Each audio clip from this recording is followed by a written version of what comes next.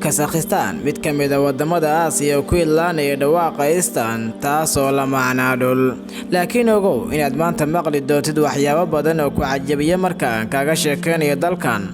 Waxaan ku soo turjumi doonaa in Kazakhstan ay tahay wadan xiiso leh. Kazakhstan waxay dhacdaa bartamaha Aasiya, masaaxada dhulkeeda 2,700,000 oo square, taasoo tirada sagaalaad ka dhigaysa liiska wadamada adduunka bad ahaan. Waa wadan weyn, waxaa la wareegtay shucuubta Turkida qarnigii 9aad ee miilaadiyada. Waxay ahayd wadamadii qaybta ka ahaa Imbaradooradii Ruushka kadibna Itixaadkii Sofiyeed muddo dheer ilaa intii ay shaacisay madax bannaanideeda sanadkii 1991. Kazakhstan waa wadan la isaga gudbo qaaradaha. Qaybtiisa weyn waxay dhacdaa waqooyiga Aasiya, qaybtiisa kalena waxay dhacdaa bariga Yurub.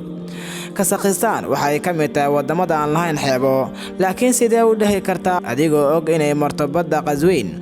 Caadiyan wadamada aan xeebta lahayn waxaa lagu tilmaamaa wadamada ay ku wareegsan yihiin wadamo kale jiho kasta. Waana xaaladda Kazakhstan. Xuduudeeda Ruushka waa xuduudda ugu dheer marka la barbardhigo xuduudaha wadamada kale. Waxaa Kazakhstan ku wareegsan 5 wadan oo kala ah Ruushka, China, Kyrgyzstan, Uzbekistan iyo Turkmenistan. Inkastoo ay dhacdo badda Qazwiin, laakiin waa bad xiran oo aan xiriir la lahayn badda kale. Taas ayaa keentay in baddoodu ay noqoto mid aan saameyn lahayn. Sidaasoo ay tahay, Kazakhstan waxay leedahay in ka badan 7,000 oo haro. Xilligan dadka ku nool waxaa lagu qiyaasaa in ka badan 18 milyan, taasoo ka yeelaysa inay noqdaan wadanka 19aad ee wadamada ugu dadka badan caalamka. Marka la isbarbardhigo dadka ku nool Kazakhstan iyo badka dhulkaasi, waxaa dareemaysaa in mashquulka deegaanka ay aad uga hooseeyaan. Waxaa jooga 2 qof oo kaliya halkii kilomitir square. Kazakhstan waxay caan ku tahay xadaaradeeda weyn iyo kaymaheeda quruxda badan. Meelaha aadka u quruxda badan waa deegaanka dhulka Kazakh ee caanka ku ah xarunta ciyaaraha biyaha iyo deegaanka Syrianka oo ka mid ah deegaanada dalxiiska Kazakhstan.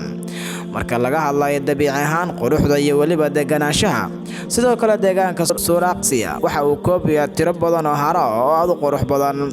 Dadka ku nool Kazakhstan 65% waxaa lagu magacaabaa Kazakhstaniyiintii asliga ahayd, 21.6% iyaguna waa Ruushiyaan, halka inta soo hartana ay ka kooban yihiin wadamada Ukraine, Uzbekistan, Jarmal iyo kuwa kale. Marka laga hadlayo diinta, dadka reer Kazakhstan waa Muslim, waaqica 65%, muqaabilkeeda 26% waa Masiixiyiin. Kazakhstan waa dal haysta nidaamka jamhuuriyadda Kazakhstan. Baarlamaanka dalkaasi ayaa ah sharci dejiyaha. Caasimadda Kazakhstan waxaa lagu magacaabaa Nur Sultan ama Astana, waana magaalada labaad ee ugu weyn dalkaasi iyadoo dadkeedu gaarayaan in ka badan 2 milyan oo ruux. Dhaqaalaha dalkaasi waxa uu ku tiirsan yahay naftada, taasoo matasha 56% qiimaha wax soo saarka, 5% miisaaniyadda dowladda, halka beeraha 5% uu yahay maxalli ahaan.